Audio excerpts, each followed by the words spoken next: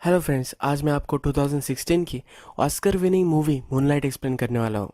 हम बचपन से लेकर जैसे बड़े होते जाते हैं और इसके साथ साथ ही अपनी आइडेंटिटी पा लेती है, इसी एक सब्जेक्ट पर यह मूवी है।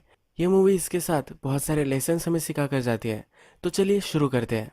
मूवी स्टार्ट होती है और हमारा फर्स्ट कैरेक्टर वॉन हमें दिखता है। वॉन जो होता है ये एक ड्रग डीलर होता है। इसके नीचे बहुत सारे आदमी काम करते हैं। इसके जो ड्रग्स होते हैं यही डिस्ट्रीब्यूट करते हैं। वॉन एक जगह आया है ये हमें दिखता है और इसका जो ड्रग डीलर होता है इससे पता वगैरह पूछता है, क्या चल रहा है ये सब उससे पूछता है। जब इसको पता चल जाता है कि बिजनेस वगैरह किस तरह से चल रहा है, इसके बाद वो वहाँ से चला जाता है। नेक्स्ट सीन में हम देखते हैं कि एक छोटे से लड़के के पीछे बहुत सारे लड़के भाग रहे हैं। इसे ये सब मारने वाले होते हैं तो ये बहुत ज़ोर से भाग रहा होता है। ये हमारा मेन कैरेक्टर है और इसका नाम है शायरॉन। इसे सब लिटल बुलाते हैं। ये भाग भाग कर एक सुनसान बिल्डिंग में आ जाता है। वह वो छुप जाता है। जो जवान था इसका काम हो चुका है तो वो डायरेक्टली इस बिल्डिंग में आ जाता है। ये जो बिल्डिंग होती है यहाँ बहुत सारे लोग ड्रग्स करते हैं। ये हमेशा इस बिल्डिंग को चेक करता रहता है क्योंकि ये ड्रग्स सेल करता है और इसे ज़्यादा कुछ ट्रबल नहीं चाहिए। यह जब अंदर आता है तो लिटल को देखता है। लिटल बहुत ही डरा हुआ होता है। वो कहता है कि मुझसे डरने की कोई भी ज़रूरत नहीं है, मैं यहाँ से जा रहा हूँ। उसे वो बाहर आने के लिए बोल रहा होता है, यहाँ वो नहीं रुक सकता, ये सब उसे कहता है। लिटल बहुत ही डरा हुआ होता है और वो बाहर नहीं आ रहा होता। तो वो कहता है कि यहाँ से मैं अब रेस्टोरेंट में जाने वाला हूँ, तुम मेरे साथ आ सकते हो, हम दोनों लंच कर सकते हैं। लिटिल फिर मान जाता है और ये दोनों रेस्टोरेंट में आ जाते हैं। इसे बहुत सारा खाना देता है और फिर पूछता है कि तुम कहाँ रहते हो, मुझे तुम्हारे घर तुम्हें छोड़ना पड़ेगा, मैं तुम्हें ऐसे मेरी बिल्डिंग्स में नहीं छुपने दे सकता। वान लिटल से बुलवाने के लिए उसका जो खाना होता है यह प्लेट छीन लेता है। लिटल अब और भी शट डाउन हो जाता है। फिर वो बोलता है कि मैं तुम्हें ऐसे नहीं करने वाला। उसका खाना उसे वापस दे देता है। उसे कहता है कि जितना टाइम तुम्हें लेना है तुम ले सकते हो। वान लिटल को फिर अपने गर्लफ्रेंड के पास लेकर आता है। वो कहता है कि तुमसे कुछ ना कुछ तो बुलवा ही लेगी। वान की गर्लफ्रेंड का नाम टेरेसा होता है। टेरेसा लिटल के पास बैठती है। जब रात हो जाती है तो उसे डिनर देती है। टेरेसा जब उसे पूछती है तभी ये कुछ भी बोल नहीं रहा। वो कहती है कि पहले तुम सब कुछ खा पी लो, उसके बाद हम बात करेंगे। वान कहता है कि ये वो सही से करता है पर कुछ बोलता भी नहीं। टेरेसा कहती है कि तुम्हें कोई भी फोर्स नहीं करने वाला बोलने के लिए। लिटल कहता है कि मेरा नाम शायरॉन है पर मुझे सब लिटल बुलाते हैं। वो कहती है मैं तुम्हें तुम्हारे नाम से ही बुलाऊंगी। ये फिर थोड़ी थोड़ी बातें करता है और कहता है कि वो कहाँ रहता है। ये अभी घर जाने के लिए रेडी नहीं होता तो टेरेसा बोलती है कि आज रात तक तुम यहाँ रह सकते हो, कल सुबह वान उसे छोड़ कर आएगा। नेक्स्ट दिन वॉन लिटल को उसके घर छोड़ने आता है। उसकी मदर होती है इसके लिए बहुत ही वरीड होती है। वो लिटल को कहती है तुम्हें घर आना था, तुम कहाँ चले गए थे। वॉन को देखकर यह बहुत ही परेशान होती है। वॉन कहता है कि उसने इसे कहाँ पाया था। वॉन अब यहाँ से जाने वाला होता है तो लिटल से हाई फाइव लेना चाहता है। लिटल की जो मदर होती है ये उसे नहीं करने देती है। लिटल को अंदर लेकर जाती है। लिटल को अंदर लेकर उसकी मदर उसे बहुत डांटती है। लिटल जब टीवी लगाने लग जाता है तो उसे कहती है अब तो मैं टीवी में लगाने नहीं दूंगी। उसे बुक पढ़ने के लिए बोलती है। नेक्स्ट सीन में हमें दिखता है कि लिटल अपने फ्रेंड्स के साथ खेल रहा होता है। ये फुटबॉल खेल रहे होते हैं। जो सब लड़के होते हैं बहुत ही स्ट्रांग होते हैं। शायरॉन इनसे कीप अप नहीं कर पाता। थोड़ी देर बाद यहाँ से निकल पड़ता है। उसके पीछे पीछे उसका एक फ्रेंड होता है केविन। वो आने लग जाता है। वो कहता है कि मुझे भी अब इतना इंटरेस्ट नहीं इनके साथ खेलने में। ये दोनों फिर बात करने लग जाते हैं। केविन कहता है कि तुम बहुत ही सॉफ्ट हो, ऐसा होने लगता है, तुम्हें कभी कभी उन्हें दिखाना चाहिए कि तुम सॉफ्ट नहीं हो। लिटल भी इसके लिए एग्री करता है। केविन फिर उसे धक्का देता है। वो कहता है कि मुझे दिखाओ कि तुम सॉफ्ट नहीं हो। ये दोनों फिर एक दूसरे के साथ लड़ने लग जाते हैं और ये जब खत्म हो जाता है तब केविन उसे कहता है कि इसी तरह से तुम्हें अब उनसे भी फाइट करना है। केविन एक अच्छा फ्रेंड होता है। वर्ल्ड में कैसे उसे रहना है ये उसे यहाँ सिखाता है। नेक्स्ट दिन हमें दिखता है कि वॉन के पास फिर से लिटल आ चुका है। वॉन फिर उसे बीच पर लेकर जाता है। ये दोनों जब पानी में जाते हैं तब उसे तैरना कैसे है ये सिखाता है। ये हो जाने के बाद वो बीच के सैंड पर बैठते हैं। वॉन अपने बचपन की स्टोरी सुनाता है। वो कहता है कि एक दिन हम ब्लॉक पे खेल रहे थे, दौड़ रहे थे, तभी एक ओल्ड लेडी मुझे मिली थी। ये रात थी तब उसने मुझे कहा था जब ब्लैक लोग रात में घूमते हैं, मूनलाइट उन पर पड़ता है तो वो ब्लू चमकते हैं। वो मुझे तब से ब्लू बुलाने लग गई थी। लिटल उससे पूछता है कि क्या तुम्हारा नाम ब्लू है। वॉन कहता है कि नहीं, मेरा नाम ब्लू नहीं है। तुम किसी और को डिसाइड नहीं करने दे सकते कि तुम क्या बनने वाले हो, तुम क्या हो, तुम क्या करने वाले हो। ये कभी ना कभी तुम्हें ही डिसाइड करना पड़ता है। रात में वॉन लिटल को छोड़ने के लिए आता है। उसे थोड़ी सी पॉकेट मनी भी दे देता है। लिटल की मदर वॉन के मुंह पर ही दरवाज़ा बंद कर लेती है। लिटल की मदर के साथ और एक आदमी आज आया हुआ होता है। लिटल के साथ उसके जो फ्रेंड होते हैं ये हमेशा उस पर पिक करते रहते हैं। उसे कभी भी चैन से नहीं रहने देते। नेक्स्ट सीन में रात दिखाई गई है और गुआन स्ट्रीट पर होता है।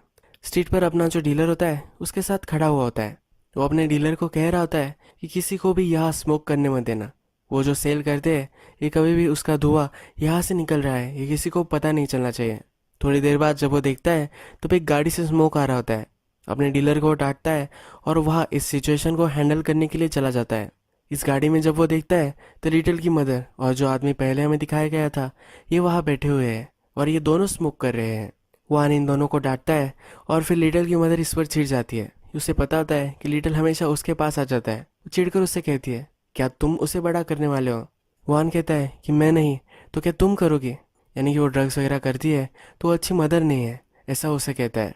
लिटिल की मदर कहती है, तुम भी ड्रग डीलर हो, तुम भी उसे बड़ा नहीं कर सकते। क्या तुम उसे बताओगे कि लड़के उसे क्यों चिढ़ाते हैं?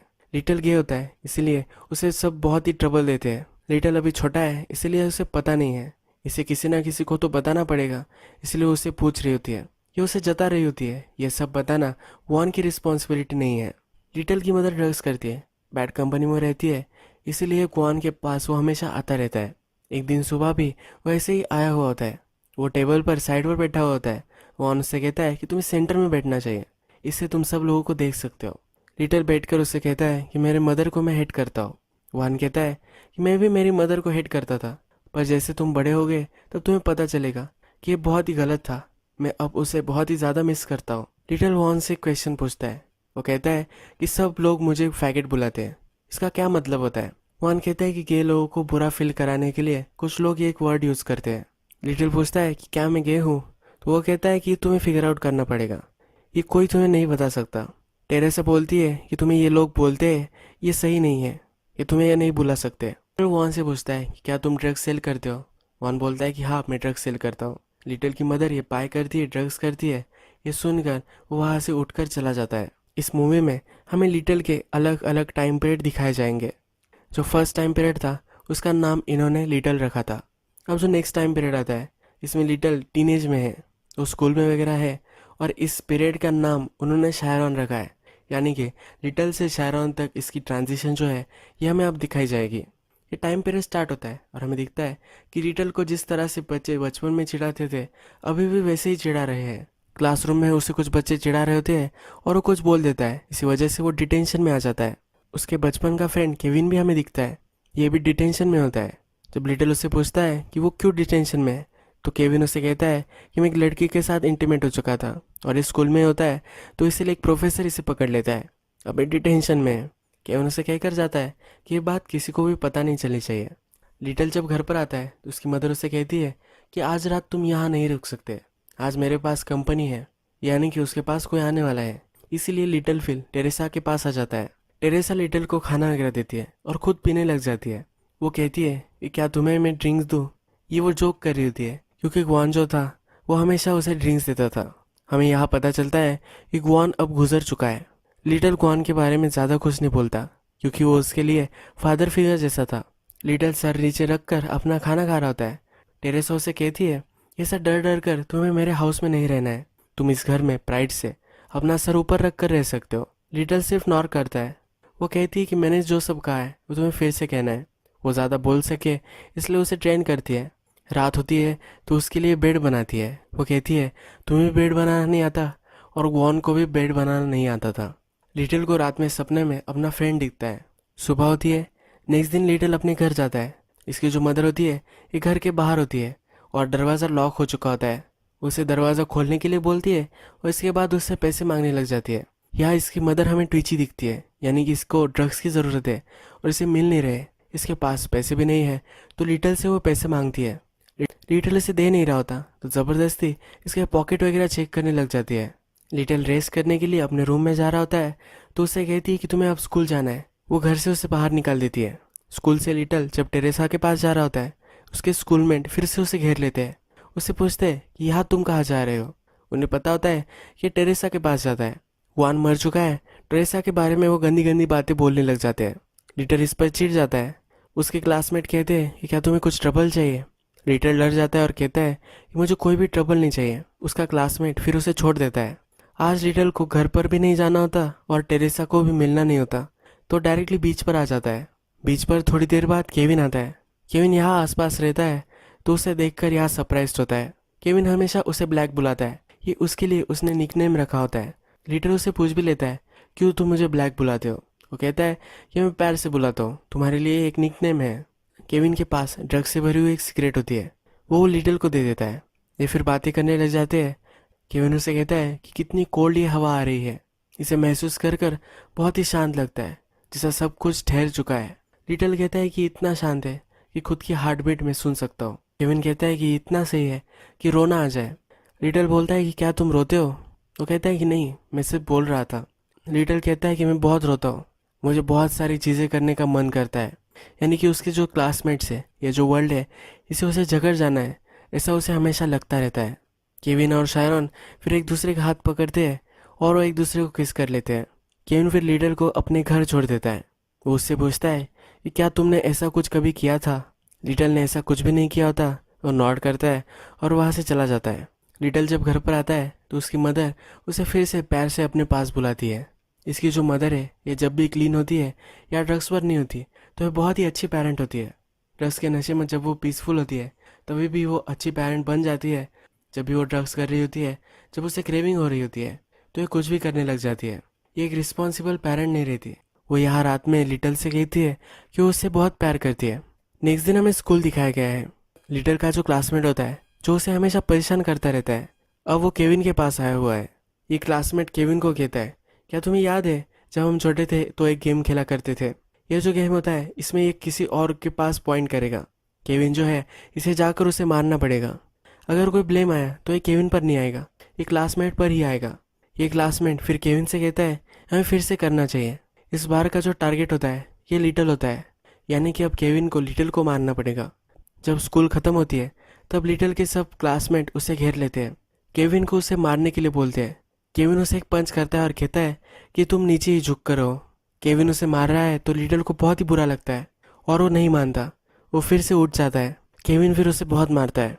थोड़ी देर में स्कूल की अथॉरिटीज़ वहाँ आ जाती है। अब नेक्स्ट सीन में हमें लिटल एक काउंसलर से बात करता हुआ दिखता है। ये काउंसलर उसे कह रही होती है कि जिसने भी तुम्हारे साथ ये किया है, इसका नाम तुम्हें बताना पड़ेगा। तुम जिस सब से गुजर रहे हो ये मैं समझ सकती हूँ। लिटल कहता है तुम्हें कुछ भी नहीं पता कि मैं क्या महसूस कर रहा हूँ। लिटल केविन पर रैट नहीं करना चाहता। लिटल किसी का भी नाम नहीं बताता और वहाँ से चला जाता है। नेक्स्ट दिन जब वो क्लासरूम में आता है तो एक कुर्सी लेता है और जिसने ये सब केविन को करवाने के लिए बोला था उस पर एक कुर्सी डाल देता है। ये लड़का बहुत ही ज़्यादा इंजर्ड हो जाता है। पुलिस को कॉल कर दिया जाता है और ये जेल में चला जाता है। ये इसके लाइफ का टाइम पीरियड ख़त्म हो जाता है। पहला जो टाइम पीरियड था उसे लिटल बुलाया गया था और इस टाइम पीरियड को शायरन बुलाया गया था। अब लिटल की शायरन में ट्रांजिशन हो चुकी है। इसमें करेज आ चुका है और अब ये जेल में जा चुका है। अब जो नेक्स्ट टाइम पीरियड हमें दिखाया जाता है, इसमें लिटल अब बड़ा हो चुका है। ये फुली ग्रोन मैन बन चुका है। अब ये शायरन बन चुका है तो हम इसे शायरन ही पुकारेंगे। इस टाइम पीरियड का नाम उन्होंने ब्लैक रखा है। इसका जो सिग्निफिकेंस है ये मूवी के लास्ट में मैं आपको बताऊंगा। जब हम इस बार शायरन को देखते हैं, ये बॉडी बिल्डर बन चुका है। ये सही तरीके से रिच भी हो चुका है। इसके पास अपार्टमेंट, एक अच्छी गाड़ी, ये सब कुछ है। वहाँ जिस तरह से ड्रग डीलर था उसी तरह से ये भी ड्रग डीलर बन चुका है। ये किसी और शहर में रहता है।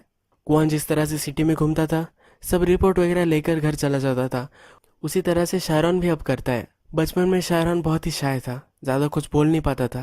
अब वो बड़ा हो चुका है तो उसमें बहुत ज़्यादा कॉन्फिडेंस आ चुका है। ये किसी को भी डरा सकता है, धमका सकता है। अभी वो ज़्यादा कुछ बोलता नहीं, पर वो सही तरीके से अब बोल लेता है। उसका स्ट्रीट डीलर उसके फ्लैट पर आता है, उसे पैसे देता है तो शायरन उसे कहता है तुम्हारे पास आज कुछ कम पैसे हैं। ये डीलर थोड़ा सा डर जाता है, उसे धमकाता है। ये डीलर कहता है कि मैंने सब कुछ लाया है। शायरन उसे धमकाता है, कहता है कि क्या तुम मुझे लायर बुला रहे हो? ये सिचुएशन ज़रा टेंस हो जाती है। तब शायरन हंस देता है। वो कहता है कि मैं सिर्फ तुम्हारा मजाक ले रहा था, ऐसा कुछ भी नहीं है। तुमने इस बार बहुत ही अच्छे पैसे लाए हैं। उसे वो पैसे दे देता है और वहाँ से निकाल देता है। जब रात हो जाती है तो शायरन की आंसरिंग मशीन पर एक मैसेज आता है। इसकी मदर का होता है। उसकी मदर उसे कहती है कि तुम मुझे विजिट करने के लिए आ सकते हो। वो उसे मिस करती है, उससे मिलने के लिए उसे आना चाहिए। वो इस मैसेज पर उसे बताती है।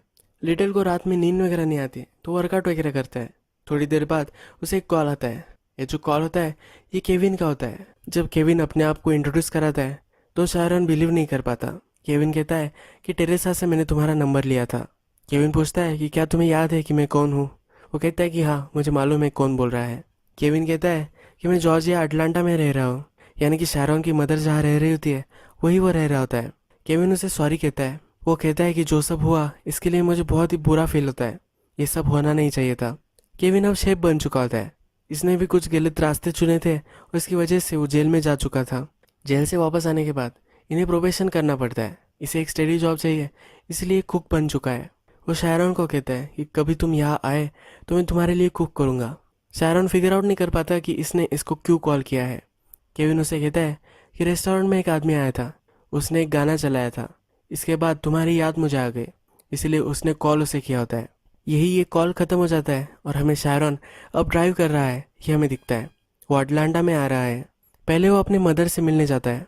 शायरन को रात में बुरे सपने आते हैं, ये उसकी मदर को पता है। उसकी मदर उससे कहती है किसी से तुम इसके बारे में बात कर सकते हो, प्रोफेशनल से बात कर सकते हो। शायरन इस पर कुछ भी नहीं बोलता।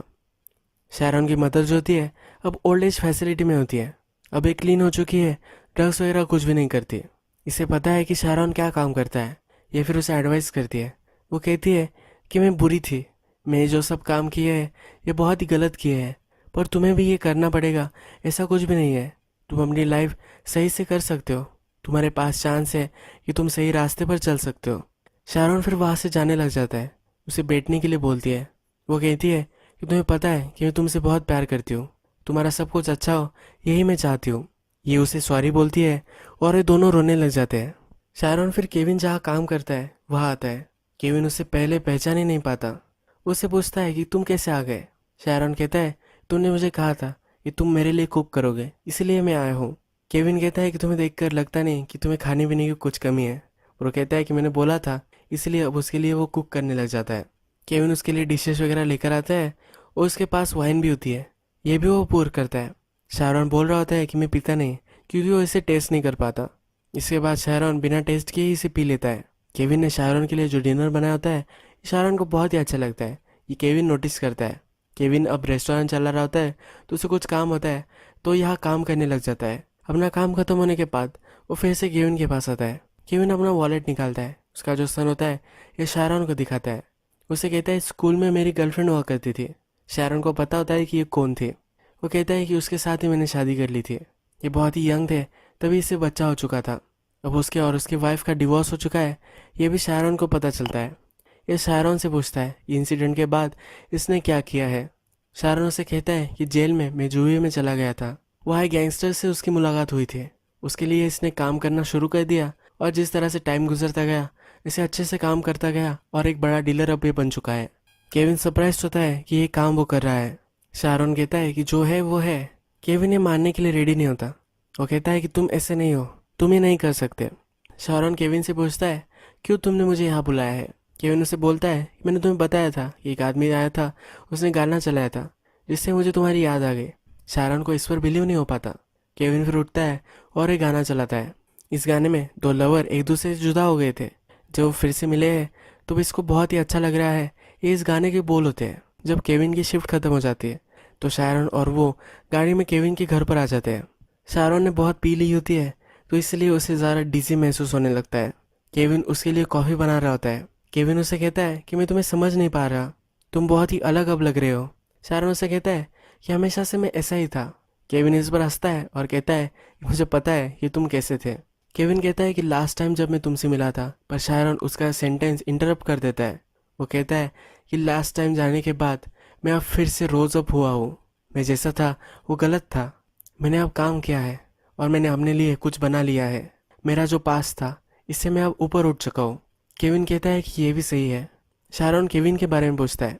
केविन कहता है कि लोग हमेशा मुझे जो भी करने के लिए बोलते रहे वो मैं करता रहा, कभी मुझे जो फॉलो करना था, जो मुझे अच्छा लगता था, जो मुझे करना था, ये कभी मैं कर नहीं पाया। शायरन उसे पूछता है कि अब क्या। केविन कहता है कि अब तो मैं मेरे सन के लिए जीता हूँ। अपने सन से वो बहुत ही प्यार करता है और जो फैमिली उसे चाहिए थी वो फाइनली उसके पास है। अब जो भी सब वो करता है अपने सन के लिए करता है, इस फैमिली को सस्टेन करने के लिए करता है। शायरन फिर उसे कहता है कि तुम ही एक आदमी हो जिसने मुझे टच किया था। केविन फिर उसके पास जाता है और एक दूसरे को सहारा दे रहे हैं, ये हमें दिखता है। इस सीन के बाद हमें छोटा शायरन दिखाया गया है। इस सीन का अब हम मीनिंग देखेंगे। जैसे हम छोटे होते हैं तो हमारा जो भी स्ट्रगल होता है ये कंट्रोल के लिए होता है, जैसे हम बड़े होते जाते हैं तो अपने आप पर हमारा कंट्रोल आता रहता है। हमारी जो सिचुएशन है इसको भी हम कंट्रोल कर सकते हैं। इसके लिए जो भी सब चीज़ें हमें करनी होती है, यानी कि एजुकेशन, जॉब या कुछ ना कुछ पैसे कमाना, ये सब हम करते हैं। जो हमारी लाइफ का जो कंट्रोल होता है यह हम पाते रहते हैं। जब आप किसी रिलेशनशिप में आते हो तो एक कंट्रोल पाने के लिए आपने आप को जैसे बनाया है, जिस तरह से खुद के पास हम एक शील्ड वॉल बना कर रखते हैं, वो सब हम तोड़ देते हैं। हम जैसे हैं ऐसा इस आदमी को हमें दिखाना पड़ता है। जैसे हम छोटे थे, जिस तरह से हम वर्ल्ड को देखते थे, जैसा हम महसूस करते थे, रिलेशनशिप में हम फिर से वैसे ही महसूस करने लग जाते हैं। शायरॉन जब केविन के पास होता है तो वो वैसे ही महसूस करता है। इसीलिए हमें जब शायरॉन छोटा था उसका एक सीन दिखाया गया है। ये जो टाइम पीरियड था इसका नाम ब्लैक था। केविन उसे ब्लैक बुलाता था। शायरॉन अब केविन का ब्लैक बन चुका है। शायरॉन बचपन में वीक था। उसे लोगों से कैसे डटकर सामना करना है ये कभी भी नहीं आता था। अब जो भी ये बड़ा हो चुका है तो अपने आप को इसने खड़ा कर लिया है। अब ये वर्ल्ड का सामना कर पाता है, पर फिर भी ये अकेला ही होता है। अब जब वो केविन से मिल चुका है, अब वो अकेला नहीं है। जैसा शायरॉन है, केविन उसे वैसे ही जानता है। एक दूसरे का सहारा बन चुके हैं। इस लास्ट फ्रेम के साथ ये मूवी एंड होती है। ग्रोइंग अप पर यह बहुत ही ब्यूटीफुल मूवी थी। अगर आपको ये वीडियो अच्छा लगा होगा तो प्लीज़ इस वीडियो को लाइक कर दीजिएगा। बहुत सारी मूवीज़ लेकर आता रहता हूँ, तो इसीलिए इस चैनल को सब्सक्राइब करना भी कंसिडर कीजिए। बेल नोटिफिकेशन आइकॉन भी दबा दीजिए, यानी कि आपको सब वीडियोज़ मिलती रहे। हम फिर से मिलेंगे और एक अच्छी मूवी के साथ। तब तक के लिए थैंक यू, और आप अपने आप का ख्याल रखिए।